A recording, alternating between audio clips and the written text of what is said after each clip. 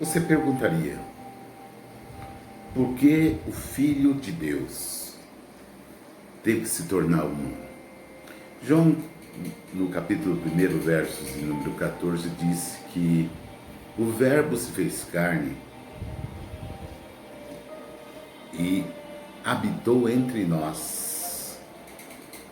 É interessante isso, não é, amados? Eu sou o reverendo Deunilson Queiroz. Estou aqui para a segunda parte do nosso estudo Jesus, o nosso Salvador. E hoje eu quero falar das duas naturezas de Cristo.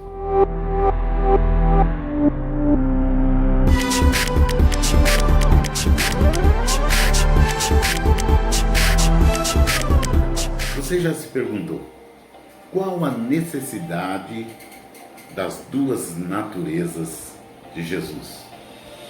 Desde que o homem pecou, era necessário que o homem sofresse a penalidade pelo pecado. A penalidade envolvia sofrimento do corpo e da alma. Foi por isso que o nosso Senhor e Salvador Jesus teve que ser homem, pois é dos pecados dos homens que se trata. Não é o pecado de Deus, é o nosso pecado.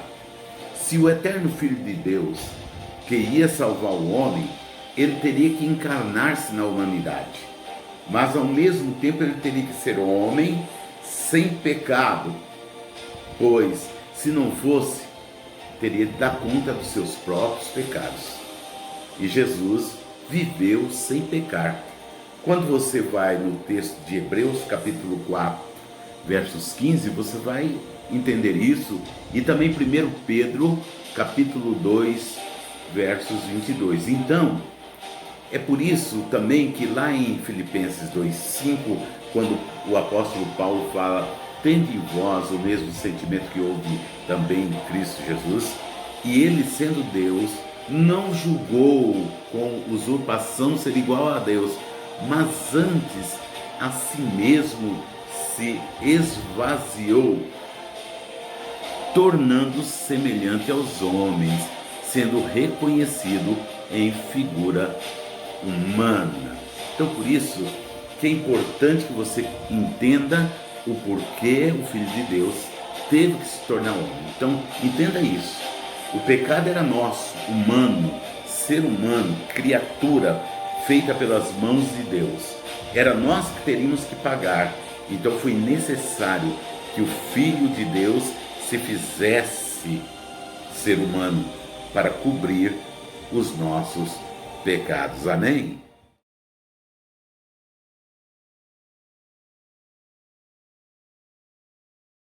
Bem, continuando, a necessidade da divindade de Jesus. No plano de salvação, era absolutamente necessário e essencial que aquele que fosse pagar pelos nossos pecados, o nosso mediador, fosse verdadeiramente Deus, pois ele iria ser o salvador do homem. Ele teria de se encarnar, ele teria que ser verdadeiramente Deus. Então, nesse plano de salvação, o sacrifício humano não teria nenhum valor de um homem comum.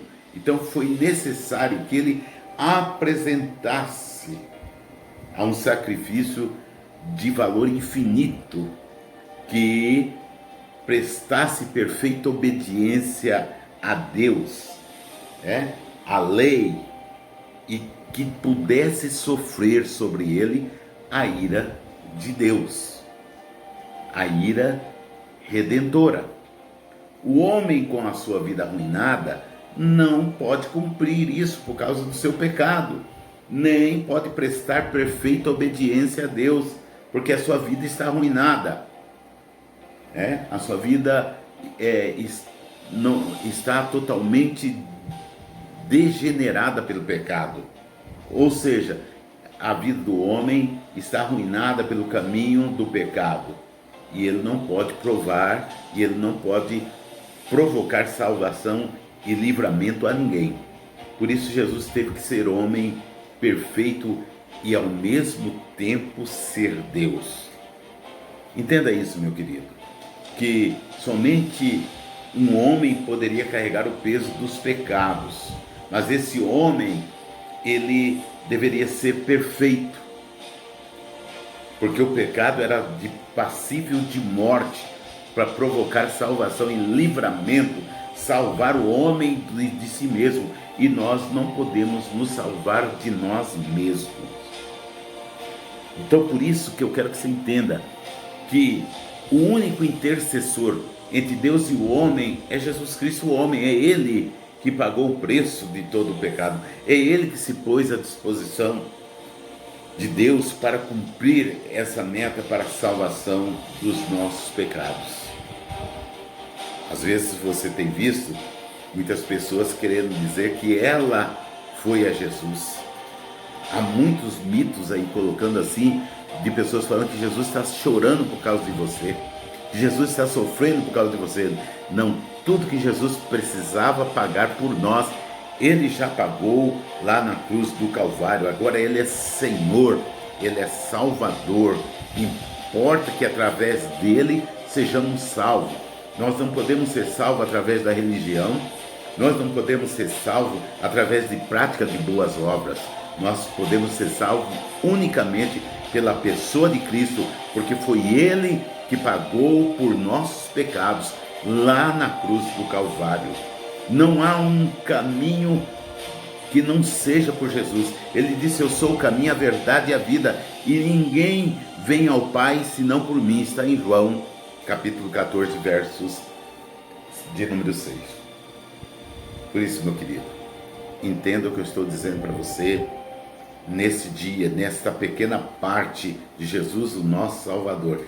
É importante que nós possamos entender que o Filho de Deus se tornou uma pessoa humana e foi reconhecido como pessoa humana, como figura humana.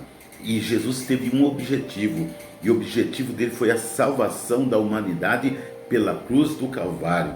E quem o exaltou foi o próprio Deus, e colocou o nome dele acima de todo o nome, que para ao nome de Jesus todo o joelho se dobre e toda língua confesse que Jesus Cristo é o Senhor. Então, meu caro, às vezes você está confiando na sua religião para a salvação, achando que a religião é o caminho de salvação. Talvez você está confiando que a salvação vem pelas práticas de boa obra que você faz, ou você está confiando que a salvação vem através de um pastor, de um padre, de um guru, né? De alguém nessa linha de liderança. A salvação é individual e ela só vem na sua vida através de Jesus Cristo, Senhor nosso, nosso Senhor e Salvador e Redentor, porque foi Ele que pagou alto preço. Então entenda, homem nenhum pode nos dar a salvação. Nós respeitamos, amamos os apóstolos, nós respeitamos e amamos a Virgem Maria, mas eles não podem nos dar salvação, porque quem nos dá salvação é Cristo. Maria não pode interceder por nós, Pedro não pode interceder por nós, Paulo não pode interceder por nós. O que eles poderiam ter feito, eles já fizeram, que foi propagar e testemunhar da redenção em Cristo Jesus. Então, meus amados, Jesus Cristo, o homem, o único intercessor entre Deus e o homem, porque Jesus foi 100% homem e 100% Deus. Que essa palavra possa vir ao seu coração, entenda doutrinariamente isso, porque a necessidade do Filho de Deus tornar-se homem. Que Deus os abençoe. Olha, meu querido, eu quero fazer um pequeno convite a você. Inscreva-se no meu canal, dê o seu like, comente, compartilhe, porque se você fizer isso, a cada dia meu canal vai melhorar aí no YouTube, vai ser compartilhado também lá no Facebook, e eu preciso que você faça isso. Igreja Presbiteriana Renovada, principalmente você aqui de São José do Rio Claro. Meu irmão, não custa nada você botar o seu dedinho lá e ver os estudos que estão sendo ministrados, tá? É para o bem da sua vida, é para o seu crescimento. Eu agradeço em nome de Jesus.